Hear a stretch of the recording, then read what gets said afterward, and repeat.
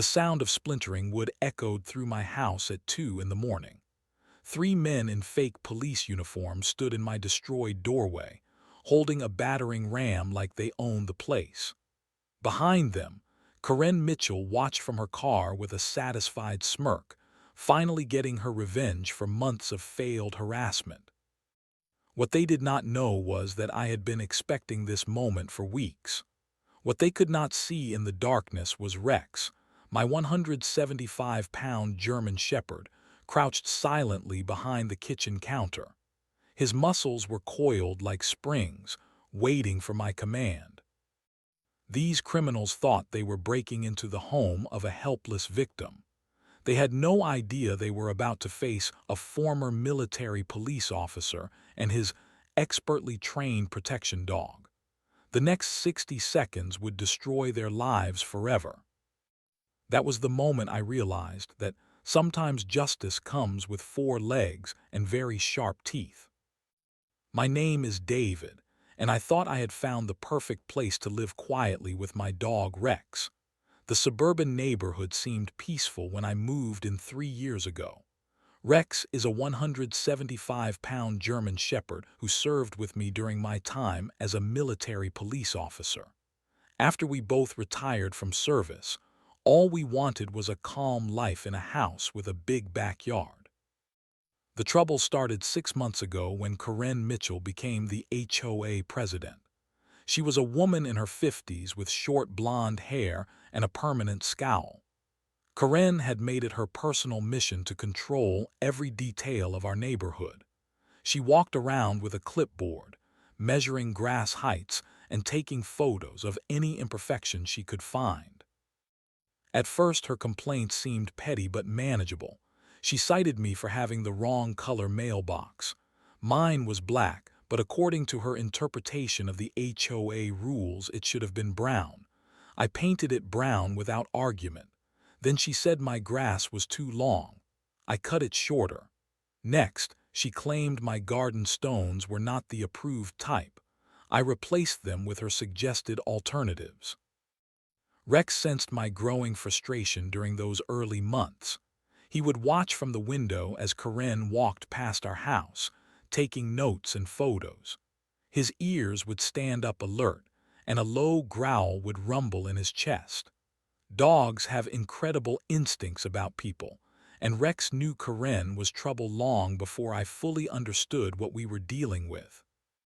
The harassment escalated when Corinne recruited 2 men who claimed to be certified HOA enforcement officers.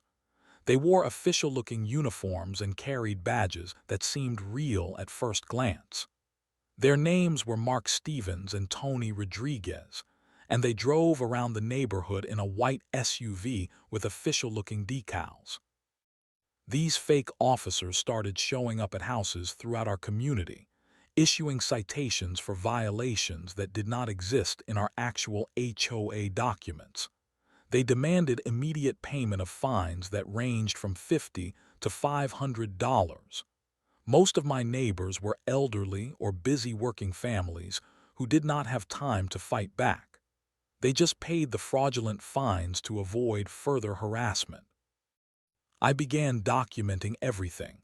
My military training taught me to gather intelligence before taking action. I photographed their vehicle, recorded their conversations, and started building a case. What I discovered was shocking. Mark and Tony were not certified anything. They were criminals working with Corinne to extort money from our neighbors. Rex became more protective as the situation escalated. He would position himself between me and the front door whenever Corinne or her fake officers came around. His 175 pounds of muscle and his intense training made him the perfect guardian, but I hoped we would never need his protection. The breaking point came when Corinne issued an ultimatum. She stood on my front porch with her fake officers behind her, demanding I pay a fabricated fine of $800 for multiple violations that she could not even properly explain. I refused to pay. Corinne's face turned red with anger, and she pointed her finger directly at my chest. You have 24 hours to pay this fine, or we will take enforcement action, she said. We have the authority to enter your property and seize items to cover the debt.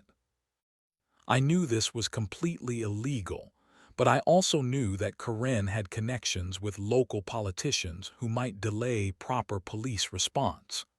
That night, I made the decision to prepare for the worst while hoping for the best. Rex and I were not going to be victims of this criminal conspiracy. The next morning, I contacted my neighbor Mrs. Henderson, an elderly widow who lived 2 houses down. She had been one of Corinne's first victims, paying over $1,200 in fake fines during the past few months. When I explained what I had discovered about the fraudulent scheme, tears filled her eyes. I knew something was wrong, she said, her voice shaking. Those men scared me so badly. They said they would put a lien on my house if I did not pay immediately. I gave them my grocery money because I was terrified of losing my home. Mrs. Henderson was not alone. I spent the day talking to other neighbors and uncovered a pattern of systematic fraud. The Martinez family had paid $600. The Johnsons had been charged $400 for having their trash cans out too early. The Williams family had been fined $300 for a garden gnome that allegedly violated decoration guidelines.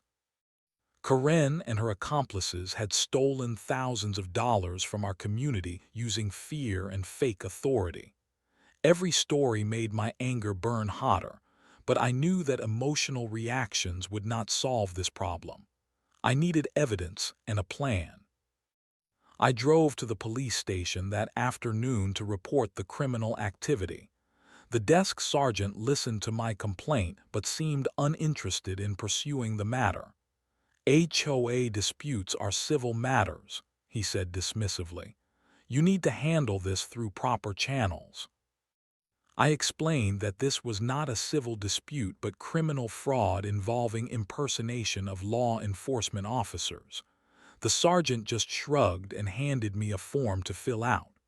Someone will get back to you, he said, but his tone suggested that call would never come. Later, I learned that Corinne's brother worked in the city planning department, and her husband was a major donor to the sheriff's campaign.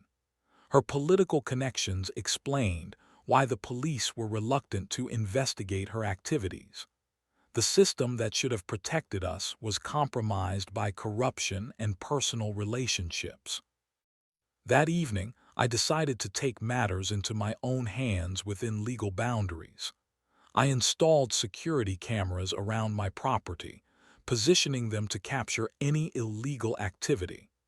I reviewed my rights as a homeowner and my legal authority to defend my property against unlawful entry.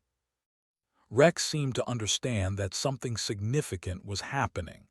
He stayed close to me as I worked, his intelligent eyes watching every movement.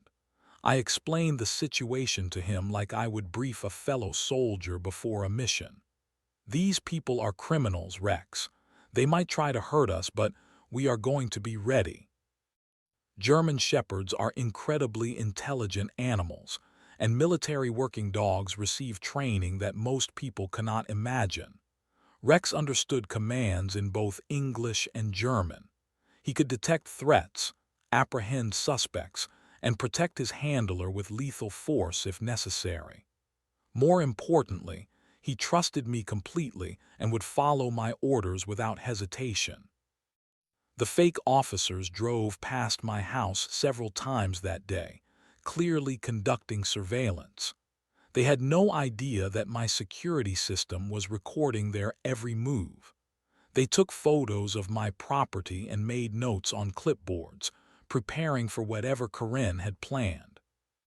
That night, Corinne called my phone directly. Her voice was cold and threatening when I answered. "This is your final warning, David. Pay the fines immediately, or we will be forced to take action. Our enforcement officers have full authority to enter your property and collect what you owe." "You have no authority over me or my property," I replied calmly. Your enforcement officers are criminals committing fraud, and I have reported your activities to the police." Karen laughed bitterly. "The police will not help you. I have connections you cannot imagine. Pay the money or face the consequences." She hung up without waiting for my response. I looked down at Rex, who was sitting alert beside my chair. His ears were forward and his muscles were tense. He had heard the threat in her voice and was ready to respond. I made my final preparations that night. I positioned myself and Rex strategically in the house, ensuring we had good sight lines and defensive positions. I checked my cameras one more time and made sure my phone was charged and ready to call for help. The 24-hour deadline would expire at midnight. I did not expect Corinne to wait that long. I spent the next day consulting with my lawyer friend Jake Morrison, who had served in the military legal corps before starting his private practice. Jake reviewed all the evidence I had gathered and confirmed what I already knew. "This is a clear case of criminal fraud and extortion," he said, flipping through the photos and recordings. "These people are committing serious felonies." Jake also confirmed my legal rights in the situation. "If they attempt to enter your property without legal authority, you have every right to defend yourself and your home. The castle doctrine applies here. You can use reasonable force to protect your property from criminal trespass." "What about Rex?" I asked. "If he defends the property, will there be legal consequences?" Jake smiled grimly. "A dog protecting his home and family from criminals. That is textbook justifiable defense. Just make sure you document everything and call the police immediately after any incident." I felt more confident knowing that the law was on my side, but I also knew that Corinne's political connections might complicate things. The key would be having undeniable evidence of their criminal behavior and my justified response. That afternoon, I watched from my window as the fake officers conducted another reconnaissance mission. Mark Stevens sat in the passenger seat while Tony Rodriguez drove their white SUV slowly past my house. They stopped at the end of the block and used binoculars to study my property layout. What they did not realize was that my military training included counter-surveillance techniques. I had positioned mirrors to watch their activities without being seen. I photographed them photographing me, creating a detailed record of their premeditation. Rex stayed by my side throughout the day, his behavior becoming more focused and alert as the hours passed. I took him through some training exercises in the backyard, refreshing his commands and ensuring his skills were sharp. His response time was still perfect, and his controlled aggression was exactly what the situation might require. "Rex, watch," I commanded, pointing toward the front of the property. He immediately moved to a position where he could observe the street while remaining hidden from view. His training allowed him to maintain surveillance for hours without moving or making noise. As evening approached, I received another call from Mrs. Henderson. She was crying and obviously terrified. "David, those men came to my house again. They said that since you refused to pay your fines, they were going to collect extra money from the rest of us. They demanded another $500 from me." My anger boiled over at the thought of these criminals terrorizing an elderly woman because of my resistance to their fraud. "Mrs. Henderson, do not pay them another penny. Lock your doors and call the police if they come back. This ends tonight." I meant those words more than she could know. I had been patient and tried to work within the system, but the system had failed.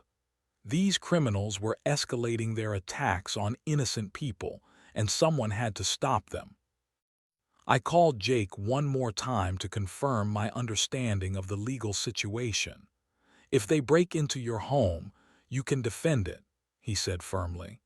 Just remember that your response has to be proportional to the threat.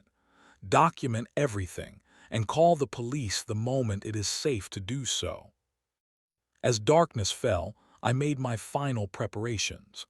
I positioned cameras to capture every angle of the property. I ensured that Rex and I had clear sight lines and tactical advantages. I reviewed the layout of my house, identifying the best defensive positions and escape routes if needed. Rex seemed to sense that tonight would be different.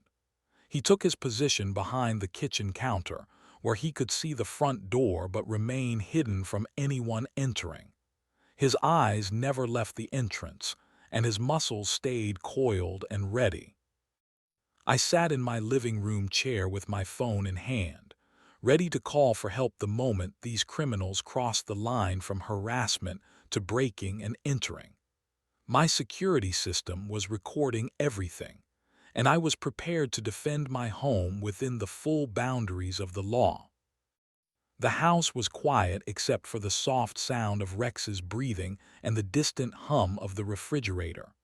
We waited in the darkness, two former soldiers ready to face whatever Karen and her criminal accomplices thought they could do to us. At exactly 1:45 a.m., I saw headlights approaching slowly down the street. The time for patience had ended. The white SUV pulled up to my curb with its headlights off, moving like a predator stalking prey. Through my window, I could see three figures inside the vehicle.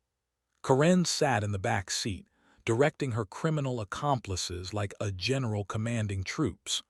Mark Stevens and Tony Rodriguez sat in the front, both wearing their fake police uniforms and tactical gear. They sat in the vehicle for several minutes, studying my house and planning their illegal entry. I used this time to start recording on my phone while my security cameras captured everything from multiple angles. Rex remained perfectly still behind the kitchen counter, his eyes locked on the front door. At exactly 2:00 a.m., Mark and Tony stepped out of the SUV. They moved with the confidence of men who believed their fake authority gave them the right to invade my home. Both carried large flashlights and what appeared to be official-looking documents. Karen remained in the vehicle, but I could see her pointing toward my house and giving instructions. The two fake officers approached my front gate, which was secured with a standard padlock. Without any hesitation or attempt to contact me, Mark pulled out a pair of bolt cutters and cut through the lock. The metallic snap echoed through the quiet night air, and I knew they had just committed their first felony of the evening. "That is breaking and entering," I whispered into my phone, creating an audio record of events. Two individuals in fake police uniforms just cut my gate lock and entered my property without permission or legal authority. They walked up my front path like they owned the place, their flashlights sweeping back and forth across my yard. When they reached my front door, Tony knocked loudly and aggressively. "HOA enforcement. Open the door immediately. We have legal authority to enter this property and collect outstanding fines." I did not respond. I had no legal obligation to open my door to criminals, and I wanted them to escalate their illegal behavior to the point where my defensive response would be completely justified. Mark shouted through the door, "We know you are in there, David. Open this door right now, or we will open it for you. We have full legal authority to enter and search this property." Their claims of legal authority were complete lies, and they knew it. Real police officers would have proper warrants and would follow established procedures. These criminals were relying on intimidation and fake badges to commit home invasion. When I still did not respond, they walked back to their vehicle and retrieved a small battering ram from the trunk. The sight of that tool removed any doubt about their intentions. They were not here to serve legal papers or conduct official business. They were here to commit violent crimes against me and my property. Corinne got out of the SUV and walked halfway up my path, staying far enough back to avoid being directly involved in the violence but close enough to direct the action. "Break it down," she commanded. "He needs to learn that nobody defies the HOA in this neighborhood." Mark and Tony positioned themselves on either side of my front door with the battering ram between them. The first impact sent a shockwave through my house, rattling windows and causing Rex to tense every muscle in his powerful body. The second impact cracked the door frame. The third impact sent splinters of wood flying into my living room. "Home invasion in progress," I spoke into my phone. "3 criminals are breaking down my front door with a battering ram. I am calling the police immediately after defending my property."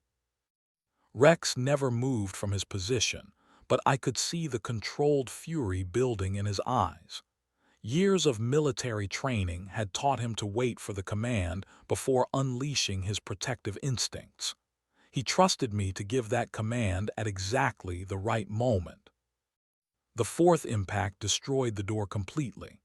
The heavy wooden door swung open with a crash, and Mark stepped through the threshold with his flashlight raised and his fake badge prominently displayed on his chest. That was the moment everything changed. The moment Mark Stevens stepped uninvited into my home, he transformed from a harassment problem into a criminal threat that required immediate defensive action. He had crossed the line from fraud to home invasion, from intimidation to violence. Rex and I were no longer dealing with annoying HOA disputes or neighborhood bullies. We were facing armed criminals who had just broken into our home in the middle of the night. Every legal protection and every defensive right was now on our side. I looked at Rex and gave him the command he had been waiting for. "Rex, take him down." Rex exploded from behind the kitchen counter like a missile launched from a submarine. His 175 pounds of muscle and bone moved with the speed and precision that only comes from years of intensive military training.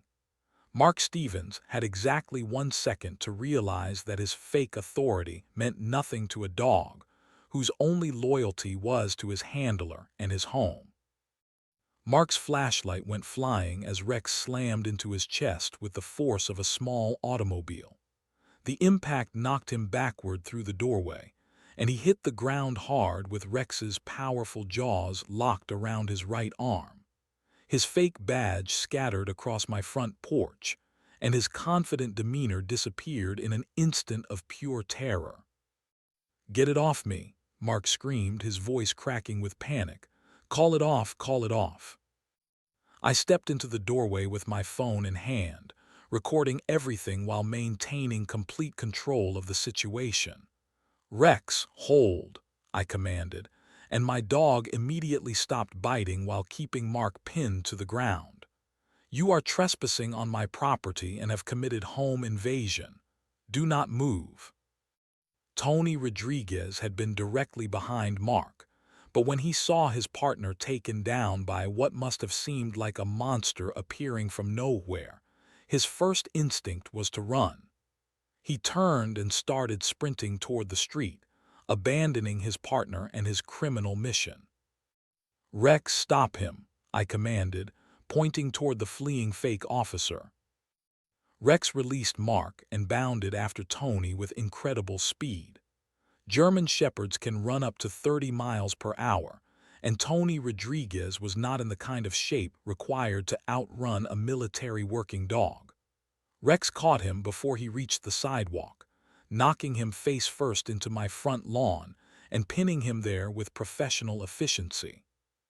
Corinne Mitchell had been watching from beside the SUV, expecting to see me dragged out of my house in handcuffs by her fake officers. Instead, she witnessed her entire criminal conspiracy collapse in less than 30 seconds.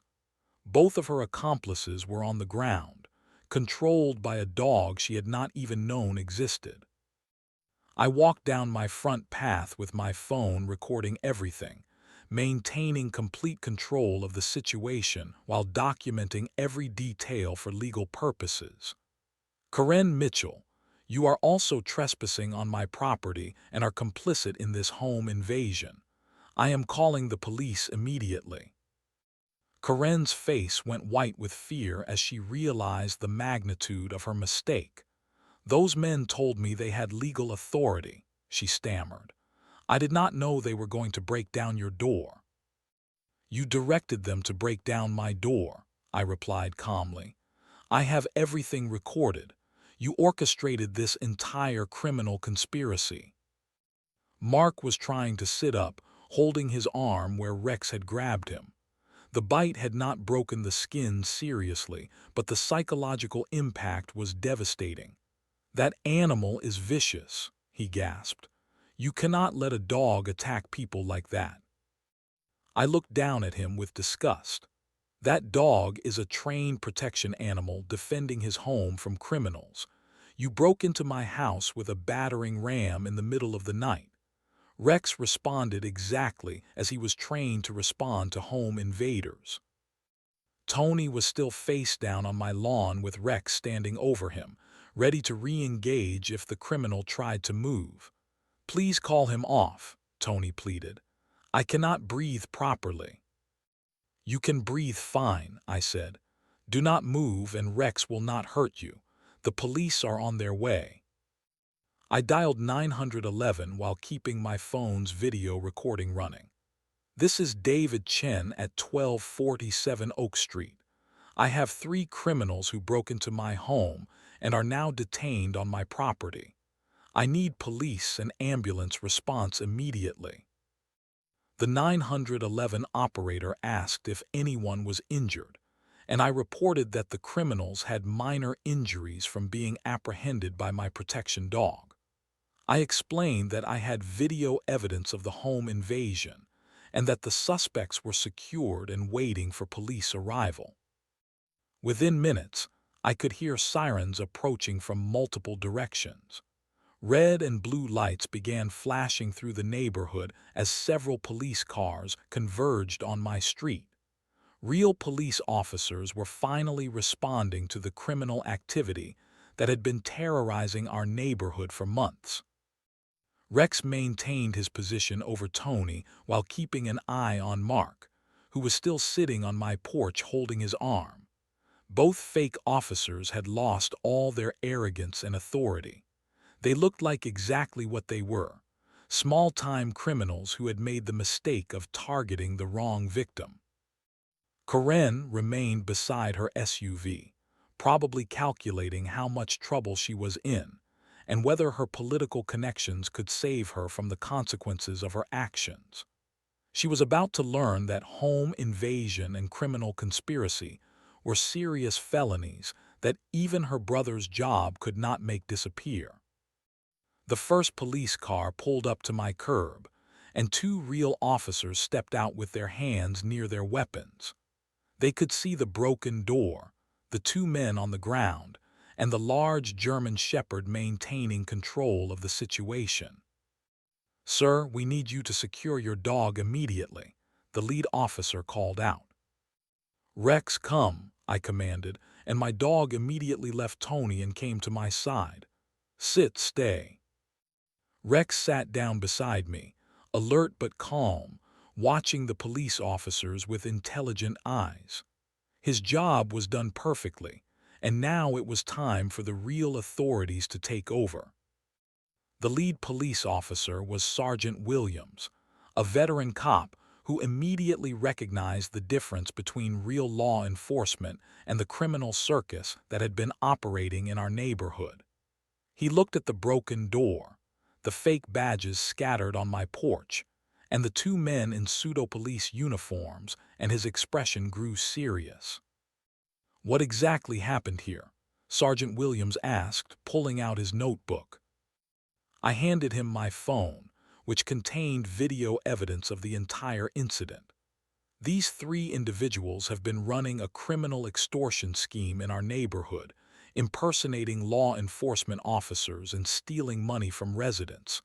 Tonight, they broke into my home with a battering ram. My dog and I defended our property. While Sergeant Williams reviewed the video, two other officers began examining the fake badges and uniforms that Mark and Tony had been wearing. Officer Martinez picked up one of the badges and shook her head in disgust. "These are completely fraudulent. The font is wrong, the seal is wrong, and the badge numbers do not exist in any database." The evidence of criminal impersonation was overwhelming. Mark and Tony were not just trespassing or committing burglary. They were committing the serious felony of impersonating law enforcement officers, which carries heavy penalties and cannot be dismissed as a misdemeanor offense. Karen tried to distance herself from her accomplices as the reality of her situation became clear. "Officers, I had no idea these men were using fake badges. They told me they were certified HOA enforcement officers. I was just trying to collect legitimate fines." Sergeant Williams looked up from my phone and fixed Karen with a stern stare. "Ma'am, I just watched video of you directing these men to break down this gentleman's door with a battering ram. You are complicit in home invasion, conspiracy, and fraud." The ambulance arrived to check on Mark and Tony, both of whom were claiming injuries from Rex's intervention. The paramedic examined Mark's arm and found minor bruising but no serious damage. "The dog was remarkably controlled," the paramedic observed. "These are restraint injuries, not attack injuries." This professional opinion was crucial for my legal protection. Rex had used exactly the amount of force necessary to stop the criminals without causing permanent harm. His military training had taught him to apprehend suspects, not to inflict unnecessary damage. As the investigation continued, more neighbors began emerging from their houses. Mrs. Henderson approached cautiously, still in her bathrobe. "Officer, these same men have been taking money from all of us. They scared me into paying over $1,200 in fake fines." The Martinez family came forward with their story of paying $600. The Johnsons described being threatened with property liens. The Williams family showed receipts for $300 in fraudulent charges. Within an hour, Sergeant Williams had documented over $5,000 in confirmed theft from our small neighborhood alone. "This is organized criminal activity," Sergeant Williams announced. "We are looking at multiple felony charges including impersonation of law enforcement, burglary, home invasion, conspiracy, and extortion."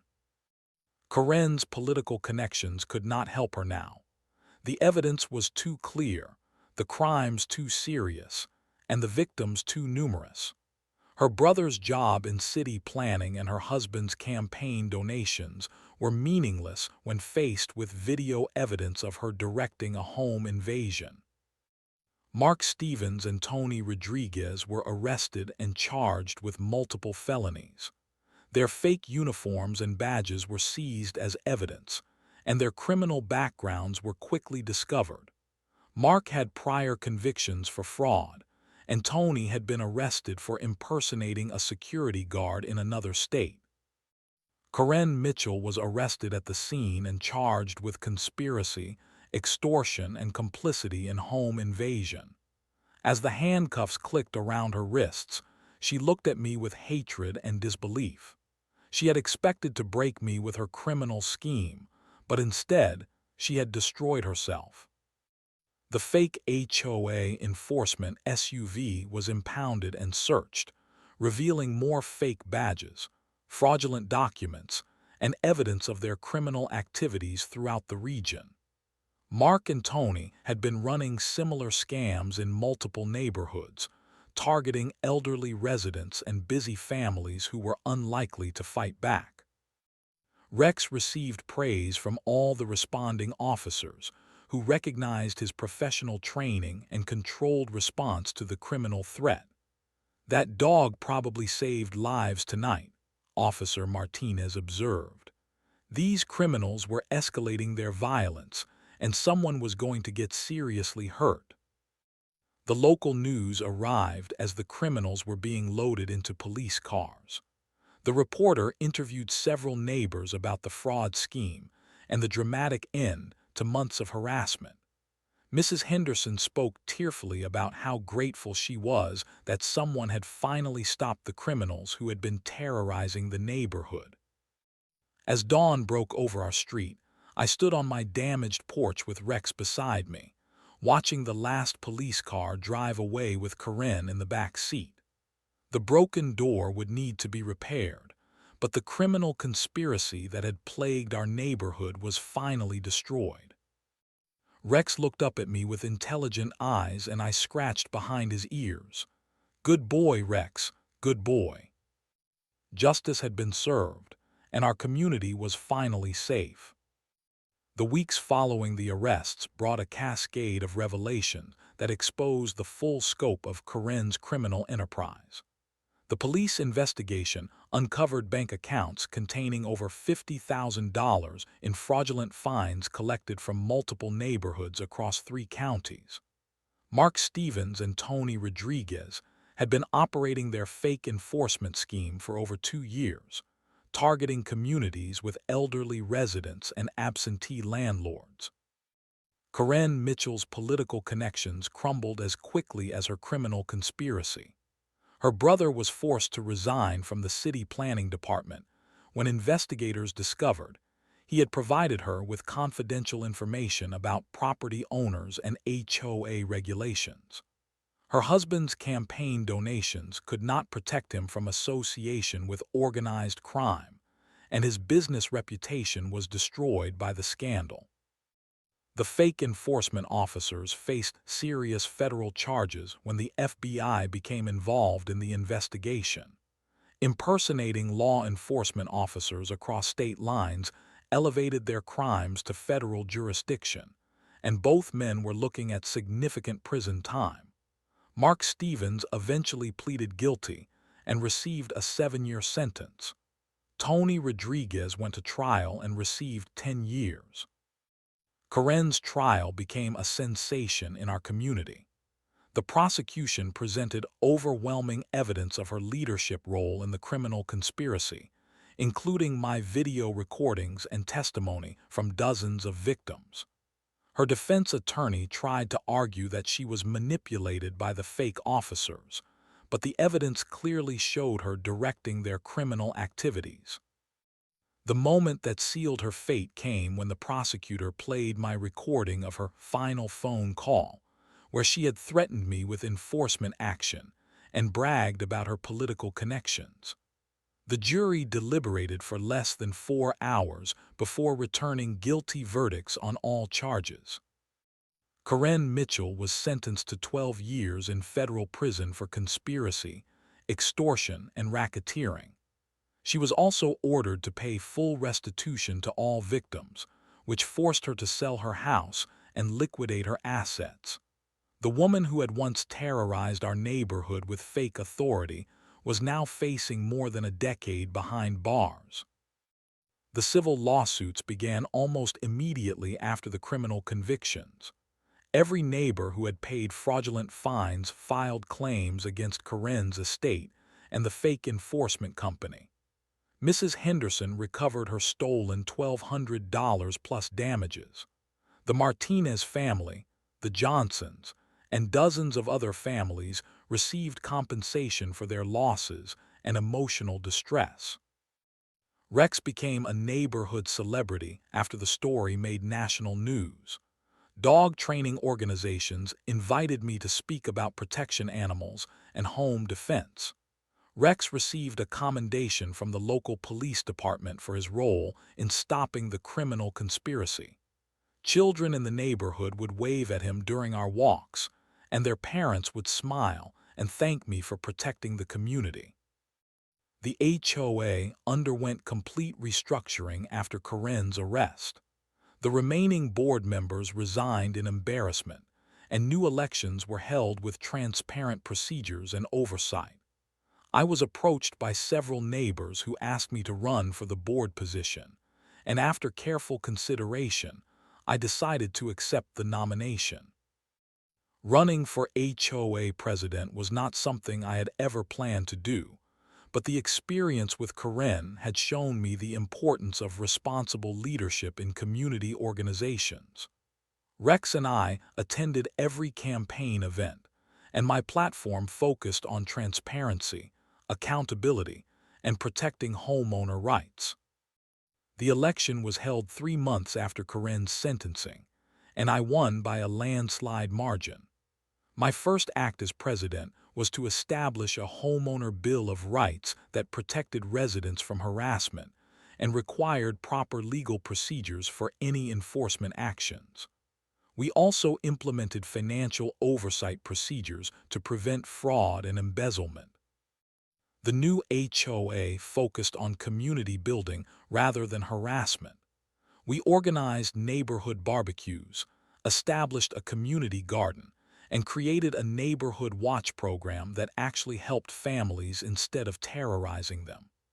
Property values increased as word spread about our reformed community governance. Rex adapted to his new role as the unofficial neighborhood mascot.